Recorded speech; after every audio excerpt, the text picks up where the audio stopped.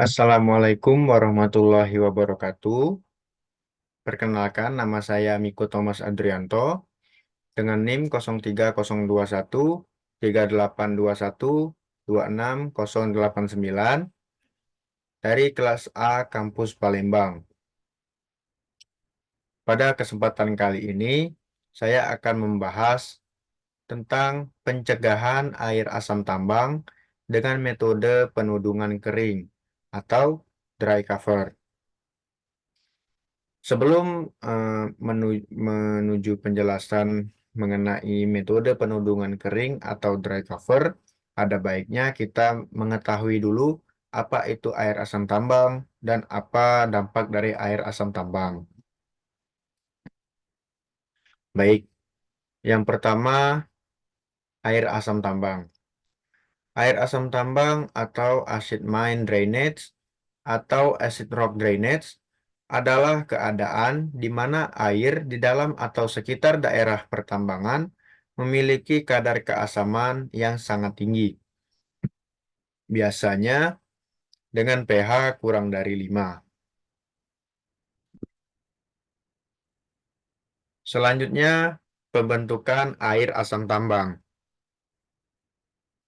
Air asam tambang terbentuk ketika air yang mengandung oksigen bersentuhan dengan material yang mengandung sulfur untuk membentuk larutan asam. Larutan tersebut akan memiliki pH yang sangat rendah, yaitu kurang dari 3, dan dapat melarutkan logam berat ketika bersentuhan dengan material yang mengandung logam berat.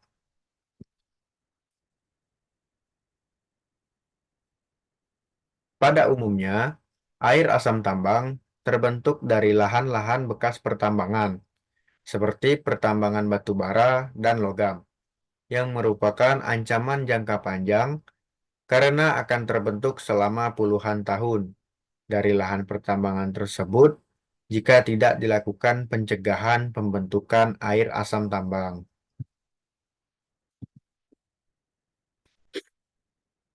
Selanjutnya, pengelompokan air asam tambang. Kelompok yang pertama yaitu kelompok sulfida. Kelompok sulfida adalah kelompok air asam tambang yang paling umum, yang berasal dari oksidasi mineral sulfida. Contohnya seperti pirit yang terpapar udara dan air. Kelompok sulfida menghasilkan air dengan pH rendah atau asam dan konsentrasi logam yang tinggi. Contoh dari air asam kelompok sulfida adalah air asam tambang dari pertambangan batu bara, tembaga, emas, dan tambang lainnya yang mengandung mineral sulfida. Selanjutnya ada kelompok karbonatan. Air asam tambang yang terbentuk dari, air asam tambang kelompok karbonatan adalah air asam tambang yang terbentuk dari proses oksidasi mineral karbonat. Contohnya seperti mineral kalsit dan mineral dolomit. Air asam kelompok karbonatan ini menghasilkan air dengan pH agak asam hingga netral, namun masih mengandung logam terlarut. Contoh air asam kelompok karbonatan adalah air asam tambang dari pertambangan batu bara yang mengandung mineral karbonat. Selanjutnya ada kelompok organik. Air asam tambang kelompok organik adalah air asam tambang yang berasal dari dekomposisi bahan organik seperti gambut atau material tanaman.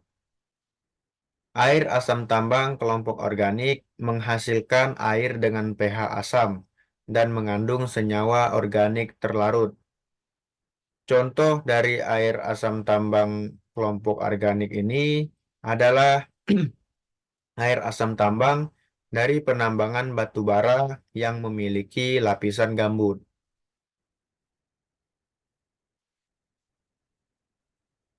Selanjutnya ada kelompok besi. Air asam tambang kelompok besi adalah air asam tambang yang didominasi oleh kontaminasi besi terlarut. Air asam tambang kelompok besi umumnya memiliki pH netral hingga agak asam, namun tetap mengandung konsentrasi besi yang tinggi.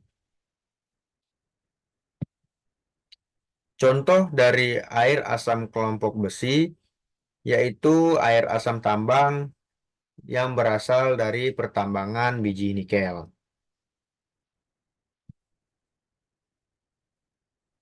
Selanjutnya ada dampak dari air asam tambang. Yang pertama ada dampak lingkungan.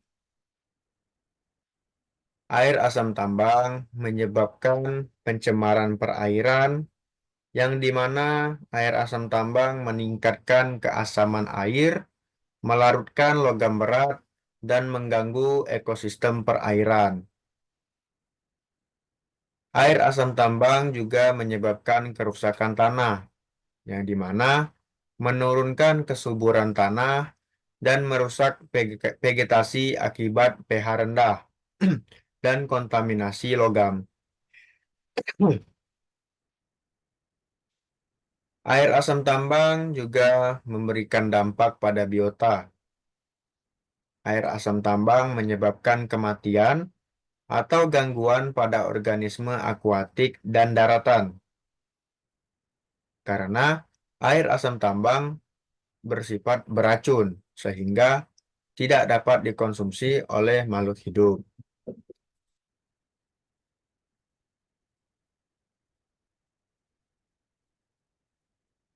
Air asam tambang juga menyebabkan kontaminasi air tanah.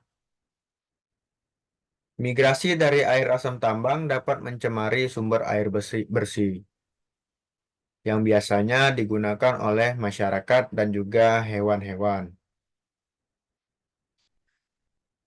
Selain dampak lingkungan, air asam tambang juga memberikan dampak sosial ekonomi, yang di mana air asam tambang menyebabkan gangguan kesehatan pada masyarakat.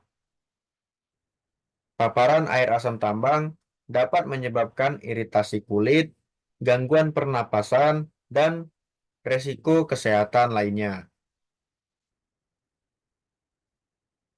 Air asam tambang menyebabkan penurunan kualitas air untuk konsumsi dan irigasi, yang di mana membatasi akses masyarakat terhadap sumber air bersih. Air asam tambang menyebabkan penurunan produktivitas lahan.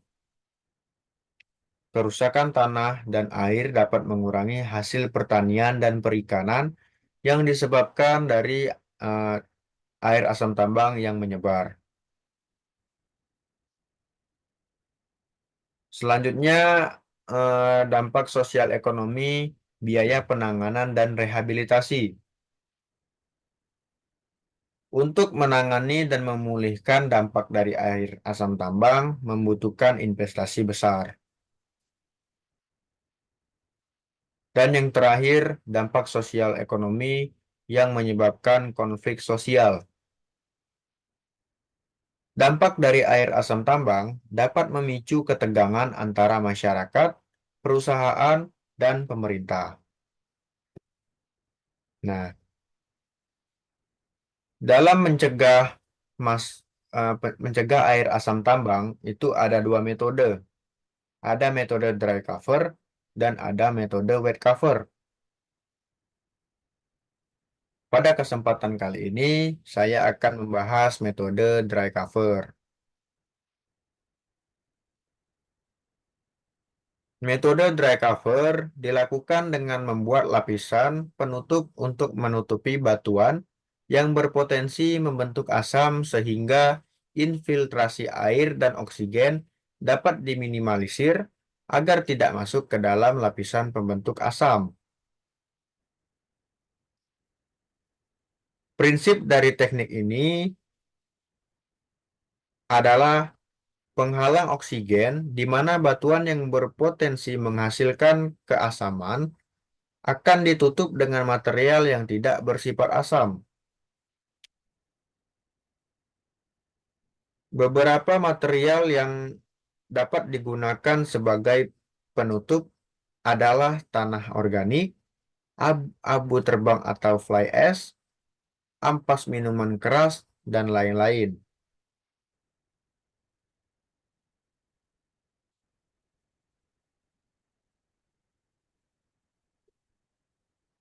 Pada metode dry cover, itu terbagi lagi menjadi 4. Ada capping, ada encapsulation, ada burial, dan ada blending. Yang pertama, metode dry cover capping. Metode capping dilakukan dengan cara menutup permukaan tailing atau batuan yang menghasilkan air asam tambang dengan lapisan penutup kedap air. Contohnya seperti tanah liat, geomembran, atau penutup lainnya. Tujuannya adalah untuk mencegah air dan oksigen masuk ke dalam tailing atau batuan reaktif, sehingga mencegah pembentukan air asam tambang. Yang kedua itu ada encapsulation. Metode dry cover encapsulation dilakukan dengan cara membungkus atau mengkapsulkan material reaktif, yang dimana material reaktif ini adalah tailing atau batuan dengan material inert seperti beton atau material kedap air lainnya. Metode ini dapat mencegah kontak antara material reaktif dengan air dan oksigen, sehingga mencegah pembentukan air asam tambang. Selanjutnya, metode dry cover burial. Metode ini dilakukan dengan cara menimbun atau membenamkan material reaktif ke dalam tanah atau lokasi yang lebih dalam, sehingga material tersebut tidak berinteraksi dengan air dan oksigen. Metode ini dapat menghilangkan sumber pembentukan air asam tambang. Dan yang terakhir, metode dry cover blending.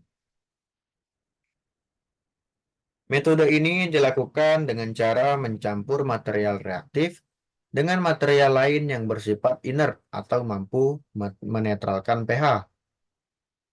Tujuannya adalah untuk mengurangi potensi pembentukan air asam tambang dengan menurunkan konsentrasi material reaktif. Selanjutnya kita masuk ke kelebihan dan kekurangan metode dry cover. Yang pertama, kelebihan dan kekurangan metode dry cover capping. Untuk kelebihan metode dry cover capping, yaitu sebagai berikut. Yang pertama, biaya relatif terjangkau dibandingkan metode lain. Yang kedua, dapat mencegah akses air dan oksigen ke material reaktif. Dan yang ketiga, dapat diaplikasikan pada area yang luas. Sedangkan untuk kekurangan metode dry cover capping, yang pertama membutuhkan pemeliharaan jangka panjang untuk menjaga integritas penutup. Yang kedua, potensi terjadinya kerusakan penutup akibat erosi, penetrasi akar, atau aktivitas lain.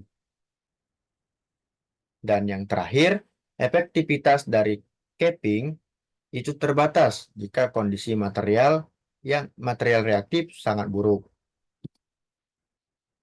Selanjutnya, kelebihan dan kekurangan metode dry cover encapsulation. Untuk kelebihannya sendiri, yang pertama dapat mencegah kontak material reaktif dengan air dan oksigen secara efektif. Yang kedua, struktur pengkapsulan dapat bertahan lama.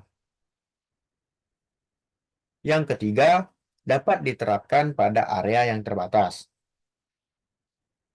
Selanjutnya, kekurangan dari metode encapsulation. Yang pertama, biaya investasi awal yang tinggi.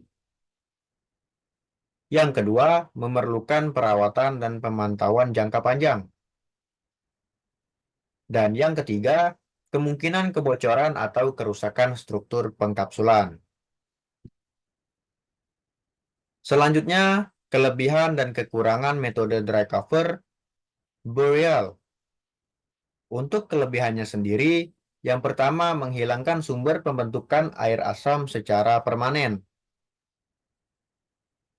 Yang kedua, tidak memerlukan perawatan jangka panjang. Dan yang ketiga, dapat diterapkan pada area yang terbatas. Untuk kekurangannya sendiri, yang pertama biaya investasi awal yang tinggi, yang kedua membutuhkan ketersediaan lahan yang cukup untuk penimbunan, dan yang ketiga potensi terjadinya migrasi kontaminan dalam jangka panjang. Dan yang terakhir, kelebihan dan kekurangan metode dry cover blending. Untuk kelebihannya, yang pertama biaya relatif terjangkau. Yang kedua dapat mengurangi potensi pembentukan air asam tambang. Dan yang ketiga dapat diterapkan pada area yang luas.